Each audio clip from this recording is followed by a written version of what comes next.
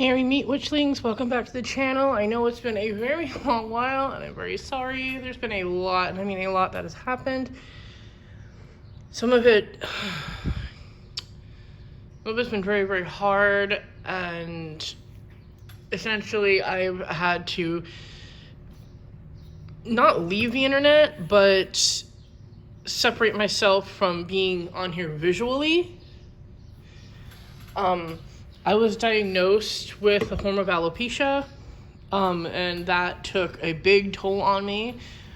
I also have a severe iron deficiency, as in there was almost no iron in my body. I also have vitamin D deficiency, which kind of attributed to the hair loss. So it was a very, very difficult time. And I've had to take time to mentally and physically recover from that and get to a better place in my head. Because when you spend your whole life having lots of hair like I did, and then suddenly you have to shave it all off because it's becoming pretty much non-existent, it was hard. It was mentally draining. I can't count how many days I just sat in the bathtub and cried staring at the, shampoo products. But yeah, I'm doing a lot better now though. My mental health has gotten so much better, and I've had so much great support from my friends and family. But there have been lots of changes, and I will get into them on a later date. Maybe I'll have the video up tomorrow. But for now, I just wanted to do a nice, short, sweet little video. Well, I don't know how short it's actually going to be, but something easy, essentially. And this is just going to be me going over some of my divination items. These are the items I use most often. I do have more divination items at home. I might mention them here, but you probably won't get to see them. I won't go into detail on them or anything like that, because I have lots of divinary things. I love doing divination. So the first one we're going to talk about is these. These are my labradorite rune dice, and I don't know how much you can see. Focus. They're kind of chipped and worn because I've had them for years. And unfortunately, when you have stone-based dice like this, not just like regular dice, they will chip, especially when you use them. I often channel either Loki or Odin through these. I do, like I said, I do have several sets of actual divination, actual rune stones. But I use these most often because I also have other dice as well. I have a 20-sided die I do some dice divinary with. But yeah, these are them. They're labradorite, and they have this little gold inlay. It's not real gold.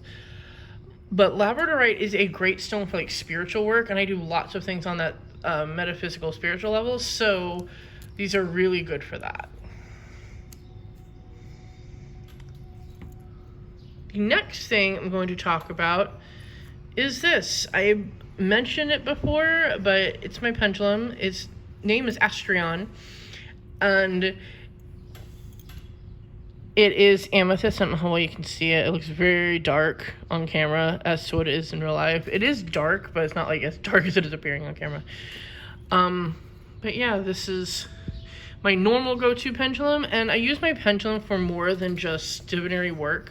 I use it kind of like a wand. When I want to bring in energy, I will clockwise and banish energy.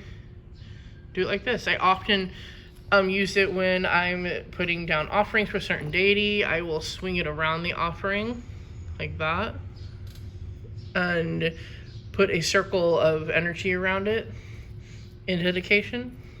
But yeah, this is the normal, typical go-to guy. And my second pendulum is homemade. It wasn't bought. It's this one. This is the bit of a deer jaw, and this is the teeth. This is for communication, because this particular one is my necromancy pendulum. And in my grimoire, there is a pendulum board I drew. And these are the little sigils and things that I created. the spell that's said in Latin. I incorporate lots of Latin, because Latin is a dead language, and I work a lot with death magic, and I charge death magic onto most everything I do, especially necromancy. So, oh my goodness, I measured this out, but it still didn't come out completely perfect. And I don't know if you can hear that, but I am at work, and there are people walking by with dogs, and they're barking. So I am sorry. Like I said, I don't know if you can hear that or not, but anyway, this is the symbol for Mercury, and with the pentacle in it, and I use this as a symbol of a spirit vessel, essentially. This is my spirit vessel symbol. And this is a symbol of, it's essentially like it's my contract symbol. It's the best way I can put it. This, whatever goes into this sigil is everything the spirits are allowed to do and what they're not allowed to do with me. And so that's why this is there. So any spirit that comes through will automatically have to attain to this, or they won't be able to come through at all. But yeah, this gets used primarily with this. The bone obviously symbolizes communication with the dead. The black chain specifically symbolizes the metaphysical link, the spirit world link, because white is often associated as a color of the physical, and black is the metaphysical, because black is the unseen.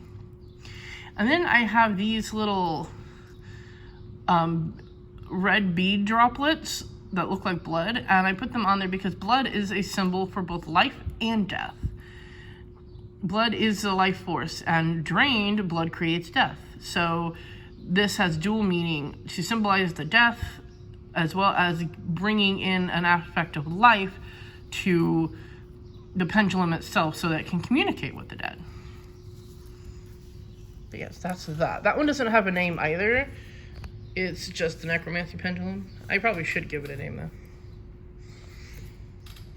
All right, now we're gonna get into the meat and potatoes of what I use the most, my divinity. This is, it's the size of regular playing cards, I know. It is the tarot deck for, I have like 3 cats, so their cat hair gets in everything, even if it wasn't out around them.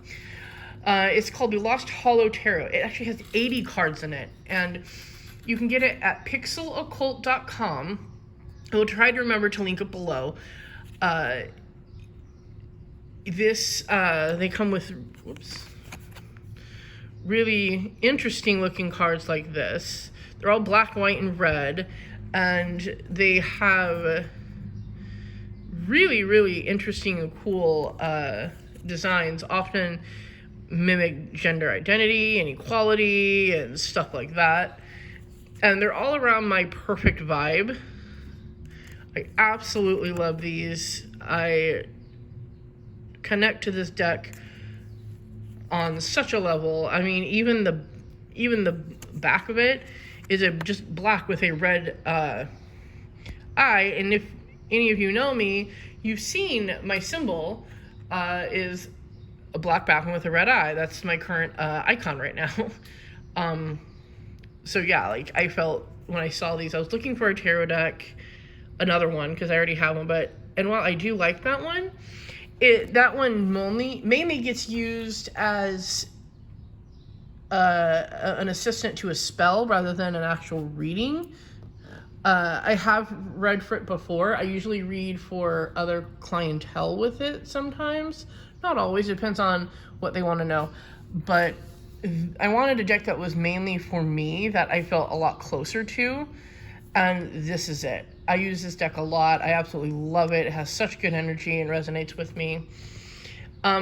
They have multiple things on their website, multiple decks. This particular one is kind of like I said, it's 80 cards. It's read a lot like normal tarot decks, but at the same time, it's not. There's a lot of interesting things that go into big detail on the imagery. The imagery plays a very big role in how it's explained and why things do the way they do. And so for me, I feel like it's a little bit more in-depth than other tarot decks can be. It's kind of a combination, as it was described on the website. This particular one is a combination of the Crowley Harris, the Golden Dawn, and the Rider-Waite tarot decks. It's a nice combination of that, and it is just made my life so much easier. And what's great about the website is you can actually do readings on the website itself. They generally have two sets. They have the small set, which is this, and they have the big wide set. And at the time, I can only afford the small set. But the small sets don't come with a booklet. The big sets do. This, though, you can buy like tins and stuff to carry them with, and they have all the things listed on the website for all of them.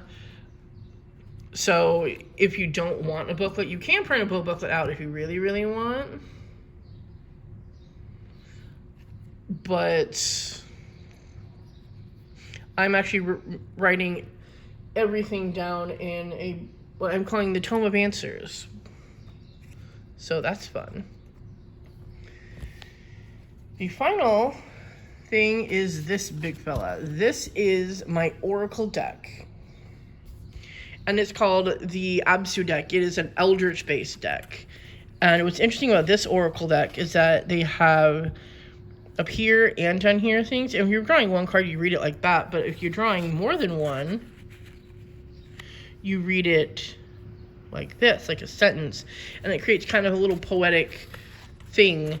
This deck is, like I said, very Eldritch based, and it's definitely one that you need to meditate on. And I wouldn't say it would be good for beginners, because it can be a little confusing to people who aren't really ready for it. Like, energy of it is very intense. This one's actually dedicated to Yog-Sothoth. I always conjure him through this deck. I will again provide the link below. These cards are printed out and made by an individual person, not a company, and they're cut and they're sent. And a lot of the images on these cards are done from dreams that person's had and stuff like that, because they also work with Eldritch forces. They are in the order of Dagon. I don't work personally with Dagon, but I do work with Yog-Sothoth and a couple others. But these cards have been wonderful. Oh my goodness. If you are into the darker stuff like Eldritch and very left-handed stuff, you might really, really enjoy these. Like I said, these are my go-to. I absolutely adore these. These are some of my favorites. And I usually pull a card a day from these and a card from the Lost Shadow Tarot. And I usually pull these first, and then I'll pull the card from the Lost Hollow to kind of confirm it and see how they link together, and it's absolutely wonderful. But yes, this is my go-to divinary tools. Like I said, I have more. I have 2 sets of Elder Futhark runes. One set is my first set I ever made. It needs a new bag though, so that's why it's not here with me. I might actually switch the dice out for that once I get a better bag for it. But these are the ones, like I said, I always carry these with me. I always have these. I also have the Witch Rune set I made. I have another tarot deck, like I said. I have bones. I have dice. There's a lot. I also have a medicine card deck. There's just quite a lot that I have. I'm also currently drawing my own Oracle deck as well. So, like I said, there's a lot of divinary that go in here.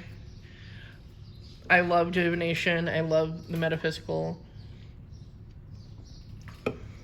And, like, I see some people who are like, I only have, like, 2 things. And I'm like, oh, I have, like, 16 or something. So, yeah, but I wanted to share this with you just as a little, hey, hi, I'm trying to come back video. I hope you enjoyed it. It's nothing spectacular. And I will go into further detail in another video on what's been going on and the big changes I've made to myself and how I present as a witch. So, like, comment, subscribe, you know the drill, and have a great day, everyone. See you next time.